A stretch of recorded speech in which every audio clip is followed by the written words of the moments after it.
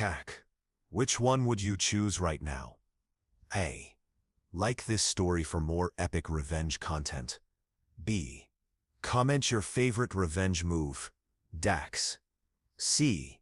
Follow the channel so you never miss the next twist. The termination meeting lasted exactly 12 minutes. Gary, the tech industry is evolving rapidly.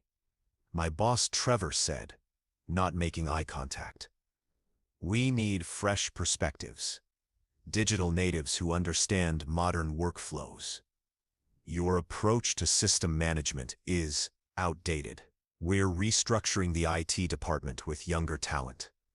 My name is Gary Anderson, 45 years old, and until that Tuesday morning, I was the senior systems administrator at Velocity Digital Marketing in Seattle. I'd been with the company for 8 years, building their entire IT infrastructure, from a small startup operation to a 150-employee agency, handling major corporate clients. Trevor Walsh, the 32-year-old CEO who'd inherited the company from his father, apparently thought my experience was a liability. I nodded once and said, I understand.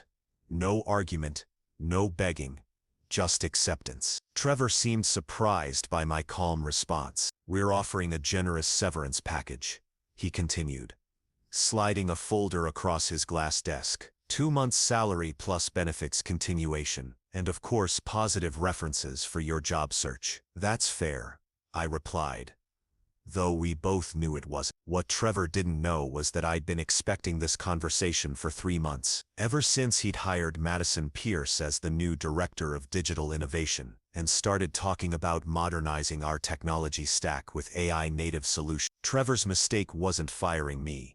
It was assuming that 8 years of system architecture knowledge could be replaced by enthusiasm for the latest tech trends. Velocity Digital had grown from a boutique agency to a major player in digital marketing, handling campaigns for Fortune 500 companies. Their success was built on reliability, security, and the ability to deliver complex projects on tight deadlines. I designed every system to support that mission. The infrastructure I'd built wasn't just functional. It was bulletproof. Custom security protocols, redundant backup systems, automated monitoring tools that caught problems before they became disaster. Our uptime was 99.97% over 8 years, and we'd never had a major security breach. But to Trevor and Madison, reliability wasn't as exciting as innovation. Madison Pierce was 28 years old with an MBA from Stanford and 3 years of experience at tech startups that had all failed within 2 years. She spoke fluently about cloud-native architectures, machine learning integration, and agile development methodology. She also had no practical experience managing mission-critical systems for demanding clients. The younger talent Trevor hired to replace me consisted of 3 recent college graduates with impressive coding skills and zero experience in enterprise system administration. They were smart, energetic, and completely unprepared for the complexity of managing Velocity's infrastructure. As I cleaned out my desk, I thought about the conversation I'd had with my father 20 years earlier, when he'd been forced into early retirement from the aerospace company where he'd worked for 30 years. They called me a dinosaur, he'd said bitterly. Said the industry needed fresh blood and new perspectives. 6 months later, they had 3 major project failures and begged me to come back as a consultant. I'd promised myself I wouldn't become bitter like my father had. But as I packed my personal items, I wondered if experience would always be valued less than novelty in the tech industry. The first sign of trouble came 2 weeks after my termination. My replacement, Alex Chen, called me on a Friday evening. Gary, this is Alex from Velocity. I hope it's okay that I'm calling, but we're having some issues with the backup system, and I was hoping you could provide some guidance. What kind of issues? The automated backups haven't been running for the past week. We've been trying to figure out why, but the documentation complete. I documented everything meticulously, but documentation only helps if people read it and understand the underlying systems. Alex, I'm not employed by Velocity anymore. You should contact Trevor about bringing me in as a consultant if you need help with the systems I built. Right?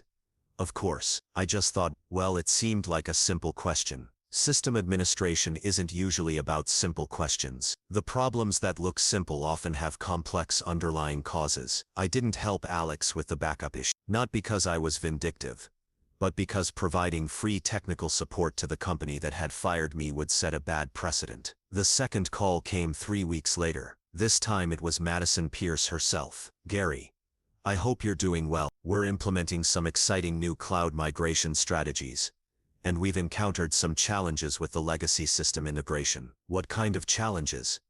"Well, some of our client data seems to be inaccessible after the migration. The new team thinks there might be proprietary database structures that aren't documented in the standard formats." "Madison, are you saying you migrated client data without understanding the existing database architecture?" "We're using modern AI-assisted migration tools that should handle legacy format conversion automatically." "Should handle, or do handle?" "Gary, I was hoping you might be available for a brief consulting session to help us understand some of the older system configuration." "I'd be happy to discuss consulting rates. My fee is $200 per hour. 4-hour minimum engagement." "That seems expensive for a few hours of guidance." "That's the market rate for emergency system recovery from someone with 8 years of experience with your specific infrastructure." Madison declined the consulting offer. The call that changed everything came from Trevor himself. 6 months after he'd called me outdated. "Gary, we need to talk. Can you come in for a meeting?" His voice had lost the confident tone I remembered from my termination. "What kind of meeting, Trevor?" "We're facing some significant technical challenges, and the board is asking questions about our system reliability. I think we might benefit from your expertise." "As a consultant?" "Yes.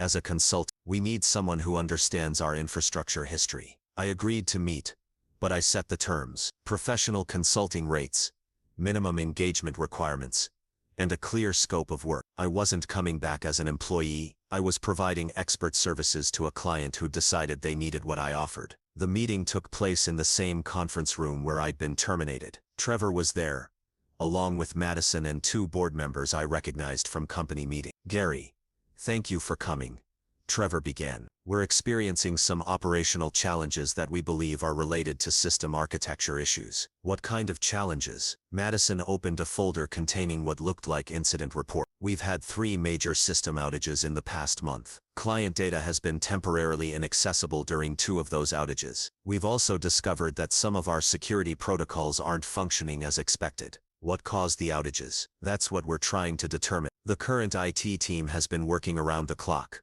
but they're having difficulty identifying the root causes." One of the board members, Patricia Santos, leaned forward. "Gary, we understand you designed most of our current infrastructure. We're hoping you can help us understand what's been changed and how to restore stability."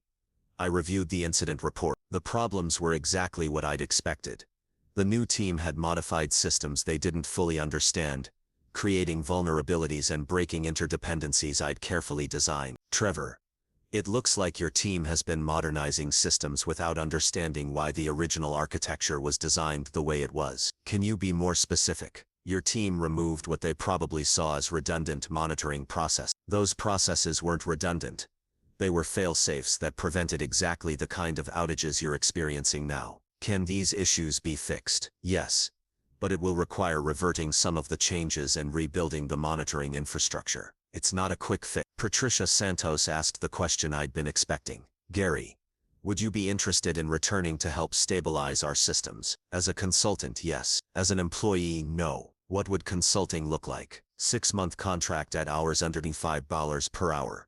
Minimum 30 hours per week. I'll assess the current state, identify all issues, and either fix them myself or train your current team to maintain systems properly." Trevor looked uncomfortable. "That's significantly more than your previous salary." "Trevor, 6 months ago you told me my approach was outdated. Now you're asking me to fix problems created by the modern approach you preferred." The rate reflects the urgency and specialized knowledge required. The board approved my consulting contract that afternoon. Over the next 6 months, I systematically repaired the damage caused by well-intentioned but inexperienced modifications to Velocity's infrastructure. I also trained Alex Chen and his team to understand the systems they were responsible for maintaining. The most satisfying moment came during a client presentation where Trevor was showcasing Velocity's improved system reliability. "Our uptime has returned to industry-leading levels," he told the prospective client. We've invested in proven infrastructure management approaches that prioritize stability and security. After the meeting, Alex Chen approached me privately. Gary, I want to apologize for how everything went down. I understand now why the systems were designed the way they were. We should have brought you in as a consultant from the beginning instead of trying to reinvent everything. Alex, you're learning exactly what every good system administrator learns. That infrastructure isn't about using the newest technology. It's about understanding what works and why it works. Will you stay on after the consulting contract ends? No, I'm starting my own consulting firm specializing in enterprise system recovery and infrastructure design. Velocity will be my first major case study. Madison Pierce had left the company 3 months earlier, citing strategic differences with the board about technology priorities. The AI-native solutions she'd championed had been quietly replaced with the reliable, properly maintained systems I'd originally built. Trevor offered me a permanent position at a significantly higher salary than I'd been making before the termination. Gary, the board has authorized me to offer you a senior management role, Director of Infrastructure Operations. It's a 40% salary increase plus equity participation. I appreciate the offer, but I'm moving in a different direction. What would it take to bring you back permanently? Trevor, you can't bring me back permanently. The person you fired 6 months ago for being outdated no longer exists. I'm not the same employee who accepted low compensation in exchange for job security. What do you mean? I mean that being fired was the best thing that happened to my career. It forced me to understand my actual market value and gave me the confidence to start my own business. Today, my consulting firm specializes in helping companies recover from modernization projects that have gone wrong. I have 6 full-time consultants and a waiting list of clients who need experienced professionals to fix problems created by inexperienced enthusiasm. Velocity Digital remains a client, but they're one of 12 companies that pay my firm to maintain their critical systems. My annual income is now 3 times what I was making as their employee. Alex Chen and his team have become excellent system administrators under proper mentorship. They've learned that innovation works best when it builds on solid foundations rather than replacing them entirely. Trevor still runs Velocity, but with a very different perspective on the value of experience. He's hired senior professionals for all key technical positions and focuses his fresh perspectives on client services rather than infrastructure management. The most important lesson from this experience wasn't about revenge or vindication. It was about understanding that being called outdated by someone who doesn't understand your value says more about their judgment than about your capabilities. Trevor's desperate call 6 months later wasn't just about fixing broken systems. It was about acknowledging that experience and reliability matter more than trends and novelty when you're responsible for other people's success. I'm not bitter about being fired anymore. Trevor inadvertently gave me the push I needed to build something much more valuable than job security. A business based on solving problems that companies create when they prioritize appearances over substance. Sometimes the best response to being called outdated isn't proving you're current. It's demonstrating that what they called outdated was actually what they needed all along. The infrastructure I built at Velocity wasn't outdated. It was tested, reliable, and designed to last. Those aren't fashionable qualities in the tech industry, but they're exactly what matters when systems need to work consistently under pressure. Trevor learned that lesson the expensive way. I learned it the profitable way. Now when companies tell me their experienced staff is outdated, I just smile and hand them my business card. In 6 months they'll probably need it.